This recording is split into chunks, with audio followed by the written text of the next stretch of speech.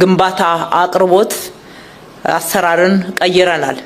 በዚህ የለውጥ ዓመት ውስጥ የህዝባችን ዋንኛና አንዱ መሰረታዊ ጥያቄ ነው ብለን ከለየነው የቤት አቅርቦትና የቤት ፍላጎት አለመጣጣም ጋር ተያይዞ ያለውን ጥያቄ ለመመለስ ጥረቶችን በተለያየ መንገድ ነው እያደረግን ያለነው። ተጨማሪም መንግስት በበጀቱ የሚገነባቸው ለክራይ የሚቀርቡ ቤት መግዛት የማይችሉ ዜጎች ተከራይተው መኖር እንዲችሉ በክራይ የሚቀርቡ ቤቶችን ማቅረብ፣ በክራይም ይሁን በግዢ ልዩ ትኩረት ያልተሰጣቸው ከዚህ በፊት በሀገራችን በተለይም በከተማችን ውስጥ የተዘነጉና ልብ ያልተባሉ የከተማችን ነዋሪዎች የድሃ እየተባሉ የሚጠሩ ወይም ደግሞ የቀድሞ የቀበሌ ቤቶች በራሳቸው ላይ የፈረሰ አቅመ ደካሞች በአንድ ወቅት የአገር ባለውለታ ሆነው ብዙ ጥረት አድርገው አገር ያገለገሉ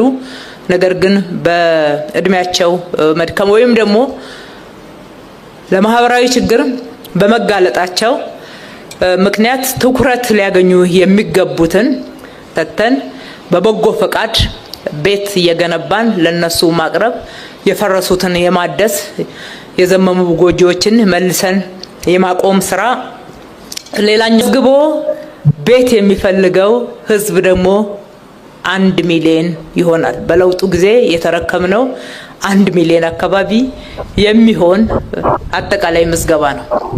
ያ በተለያየ መንገድ ጠርቶ በየጊዜው ባደረግነው ጥረቶች አሁን ወደ ግማሽ ሚሊዮን የሚሆን ህዝብ ቤት እየተጠባበቀ ነው።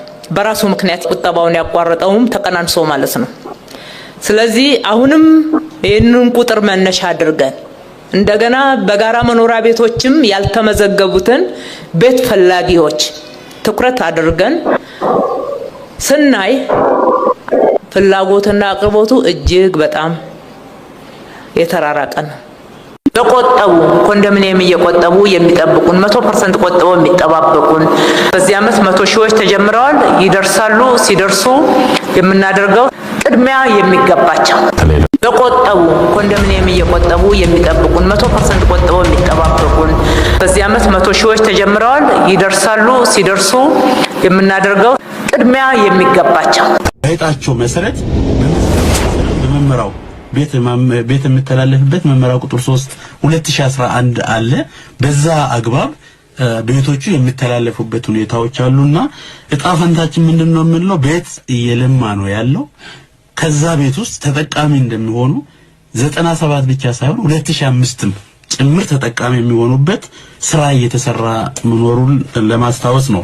ዘንድሮ ብቻ 2018 ብቻ 100 ሺህ ቤቶችን ዴሊቨር ለማድረግ ከምን ጊዜውም በላይ ታጥቀን ተነስተን ያለ ነው። የግዳችን የአዲስ አበባ ቤቶች ልማትና አስተዳደር ቢሮ አማካሪ ኢንጂነር አውራሪስ ከበደን አመሰግናለሁ። ታዲያ እነኚህ ቤቶች ተገንብተው ሲጠናቀቁ ለህብረተሰቡ ለማስተላለፍ ፍትሃዊ በሆነ መልኩ ለማስተላለፍ ምን እያሰባችሁ ነው? እውነት ነው፣ ጥሩ ነው። ቤቶች ያው ብዙ ልምድ አለው። እንዳጠቃላይ እነኚህ ቤቶች በሚጠናቀቁበት ሰዓት አጠቃላይ ከተማዋን ነዋሪ ሁሉንም የሚመለከተውን ሰው ታሳቢ ባደረገ መልኩ በፍትሃዊነት ለማስተላለፍ እየተሰራ ነው የሚገኘው ማለት ነው። እዚህ ውስጥ የቤት ተመዝግበው እየቆጠቡ ያሉ እነሱንም ያካተተ ስራዎች እየተሰራ ነው የሚገኘው ማለት ነው። ስለዚህ ፍትሃዊ በሆነ መልኩ የማስተላለፍ ስራ እንሰራለን ማለት ነው።